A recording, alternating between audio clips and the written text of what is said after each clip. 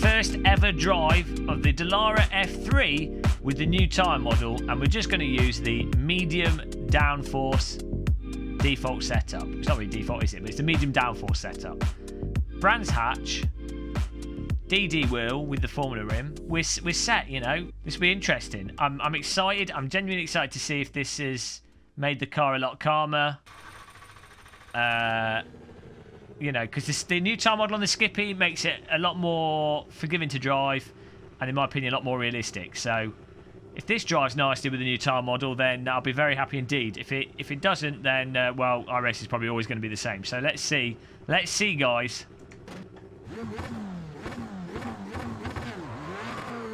A little bit of rumble there.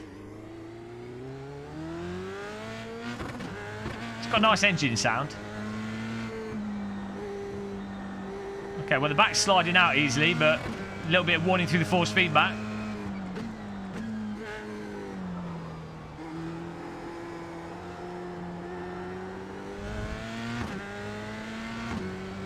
Oh, force feedback's quite nice through my wheel. Nothing crazy's happened yet.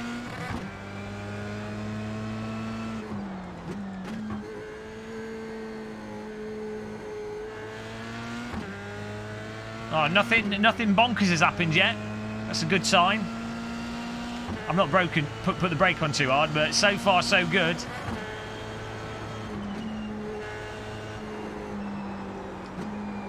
Oh, so we're sort of under the limit at the moment, but no random snapping. I do like the whoops. I like the gear shift sound in this. Oh, so far so good. Normally with an iRacing car, Formula car, would jump into it. At this point, would have spun 4 times.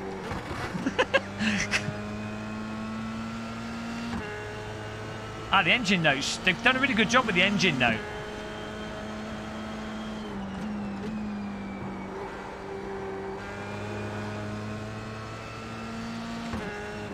I think the audio is distorting a little bit, but that makes it sound a bit more exciting. Well, I start pushing soon. No crazy spins yet, guys. If I can drive this on the throttle, i.e. actually drive like you expect to be able to drive a race car, then that's really good, because it means we'll actually have some formula from fast cars in iRacing, other than the Skippy that personally I can enjoy, and other people that like the same philosophy of force feedback will be able to enjoy. Oh, we can catch slides! Ah, what? We just intuitively caught that, and you noticed there was a little bit of ply there. It didn't go bonkers, and it settled down. Oh my giddy art, guys. Oh my god. iRacing might have fixed the physics with the new tyre model. That was just intuitive. That's what it should be like. I didn't have to do anything there. This is what I bloody say is wrong with the Porsche RSR. We would have lost it there. But no, that was just natural. That's just what you do to catch a car. Oh my god. New tyre model might actually be good. Let's push this. Come on. Bloody hell, finally. Actual wheels on a race car in iRacing that are made out of rubber. That's not right. We're used to concrete wheels.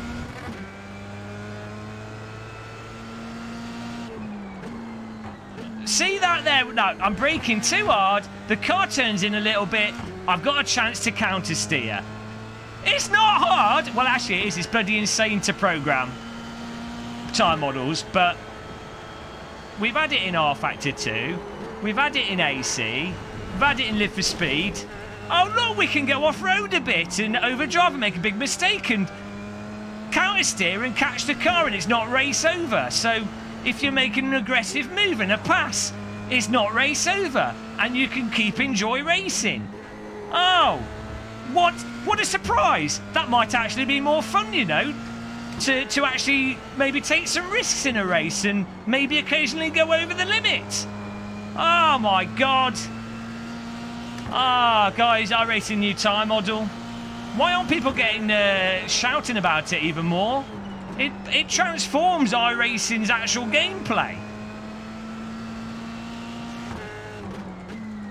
I mean, see, this is the thing. I'm driving terribly slow here.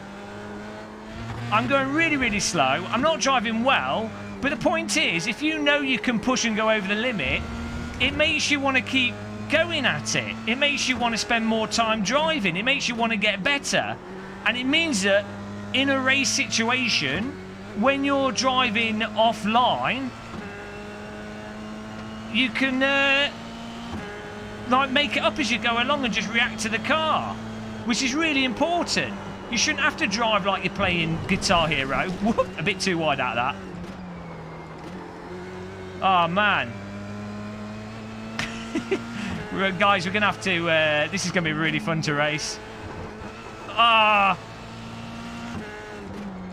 This is going to be fun to race. We can actually... iRacing's... Oh, dear. I mean, look, you can actually catch it there. Why isn't the...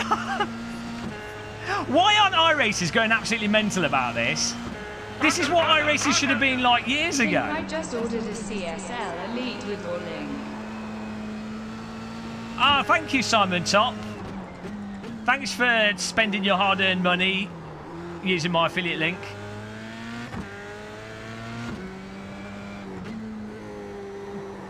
It's different from the Assetto Corsa F3 car. It's just different, but the point is, it just passes. It's passing that threshold of controllability that, in my mind, there's a base level of. There's just a basic level of like how cars, like how rubber wheels work. Now, I don't know if the R Factor 2 AC or iRacing F3 car is which one's more or less realistic. I don't care because I'm not going to drive them in real life. All I care about is, do the tyres actually operate generally like tyres so that I can drive it generally like a car? And in my case, pretty badly because I'm not a very good driver.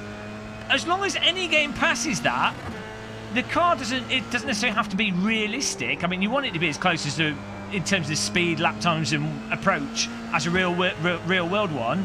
That's ideal. But as long as the tyres are generally right, you can drive. Like, you can drive it as you would drive a car. That's the basic thing that needs to get right before the car actually mirrors a real car.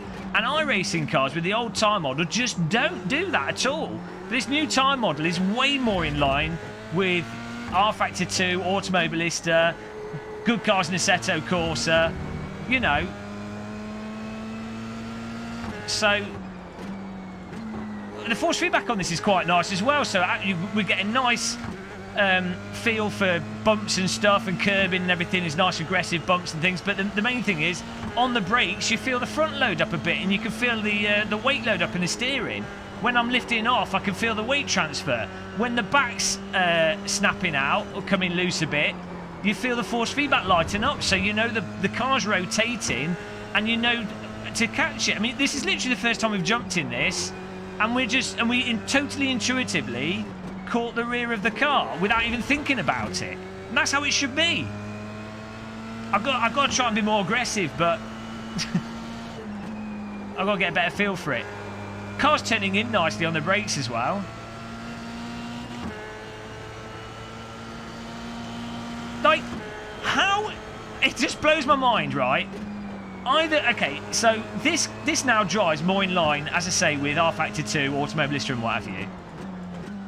If you're going to accept that this is an improvement, you also have to accept that the previous iRacing tyre model is a complete and utter disaster in terms of it. It's bloody hard to make physics, so I appreciate it's difficult, and big credit to making any simulator, but I'm just, relatively speaking, the old tyre model is a complete and utter joke, and always has been. And iRacers have always been like, oh, it's so good, iRacing, it's the most realistic sim. It's like, no, not with those tyres, but this, yes, this is actually what cars should be like. Ah! But, you know, at least we're getting there, guys. Praise the tyre physics. Now, I mean, there might be some like subtle issues with this in terms of tyre temperature and maybe it's too forgiving in certain sides and stuff. Whatever. There might be other things they can dial in and improve with it, but I wouldn't know, and I don't care. As I say, as long as a car passes a basic level of driving like a car on wheels, we're good. That's what I was saying about WRC 8 as well. I can totally see that many aspects of the cars in that aren't necessarily realistic, but the cars generally drive like a vehicle on rubber wheels, and you can counter steer and drive on the power as you would expect to. So, yeah, we've got to do a race, but first impression, guys. First impression, the new tyre model. I mean, I tried it on the TCR at Sim Racing Expo, and I was like, oh, hang on a minute, this seems really good. As soon as they brought it out for the Skippy, I was like, oh, hang on a minute, we've got to drive this more, because the grip comes back on the fronts once they wash out, and it just makes more sense. For some reason, a lot of iRacers as well were like, oh, the new Skippy tyres are so hard. It's like, well, what do you mean? It drives like a bloody car now? It's hard in that you can't drive it like Guitar Hero to the same extent. Oh, yeah, well, maybe there's some aspects, as I say, of tyre wear that aren't right, but... Whoa, bugger me! We put 2 wheels on the grass there, but that's a perfectly common and normal way to lose it. Entirely my fault. Ah, good time model, guys. That's my first impressions of the Dallara F3 car. If you're getting iRacing, use my iRacing affiliate link. Be prepared to spend £350 though, because that's what you need to buy 1 or 2 series worth of tracks and 2 cars. That's the reality of iRacing for a year. But I've got to do a race in this now. Wow, that was good, guys. It's good. Oh no! Now we've got another car to drive. now it's gonna be Skip Barber in F3 racing. And then if they add the new tyre model to other cars, oh dear. I hate sim racing, it's the worst. Subscribe and like! Subscribe and like! Oh no. It's actually quite good. It's actually like it should be.